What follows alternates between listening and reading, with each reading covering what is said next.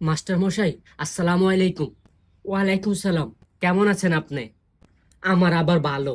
শরীর অসুস্থ বুঝি না, রাত দিন 24 ঘন্টা স্টুডেন্ট পড়াইতে পড়াইতে ব্যাস দেখতে দেখতে আমার জীবনটা যেন অকালে মৃত্যু হয়ে যাচ্ছে।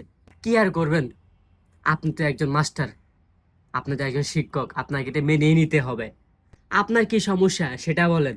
আমার একটা ছেলে আছে, তো এখন আমি কি করব? ওকে পড়াইতে হবে। আমার কোনো ব্যাচ খালি নেই, আমি পারবো না, অন্য কোনো টিচারের কাছে ট্রাই করুন। কিন্তু মাস্টার মশাই, ও তো আপনার কাছে পড়তে চাচ্ছে।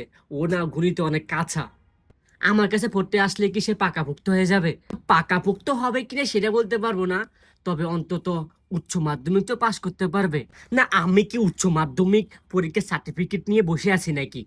আপনি তো ওই স্কুলের গণিত টিচার। আপনার কাছে কোচিং না করলে নাকি কোনো ছেলে মেয়ে পরীক্ষা পাশ করতে পারে না, সবাই ফেল করে। দেখুন, আপনি এত কথা বলে কোনো লাভ নাই। আমার ব্যাচে এখনো একটা সিটও খালি নাই, আমি ওকে পারবো না। আপনি একটু দেখুন না, দেখুন, আপনি দেখলে পারবেন। কিন্তু ও আপনার কাছে পড়তে চাচ্ছে। আরে এত করে বলতেছেন যেন। ঠিক আছে, আপনার ছেলে এবার কোন ক্লাসে পড়ে? এইবারে ক্লাস 1 থেকে ক্লাস 2-তে উঠছে। আপনি ওকে ফজর নামাজের পর ফাটাই দিয়েন। আচ্ছা ঠিক আছে, আমি ওকে কালকেই পাঠিয়ে দেব। শুনুন, আপনাকে আরেকটা কথা বলি। কি কথা মাস্টার মশাই? দেখুন, আমি একজন গণিত টিচার। হ্যাঁ, আমার অনেক নিয়ম কানুন রুলস মানতে হয়। যারা আমার কাছে কোচিং করে, যেসব শিক্ষার্থীরা আছে, আহ, ওরা সব জানে। আপনার তো জানতে হবে, সেটা হচ্ছে আমাকে এই 6 মাসের টিউশন ফি অ্যাডভান্স করতে হবে।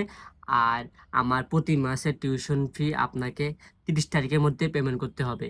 আর ও তো ক্লাস 2-তে পড়ে, ওর প্রতি মাসে টিউশন ফি আপনাকে পেমেন্ট করতে হবে 2500 টাকা।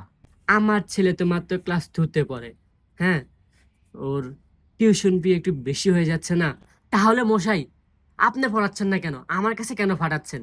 শালার, একই শিক্ষক নাকি গরুর মাংসের দোকানের কসাই!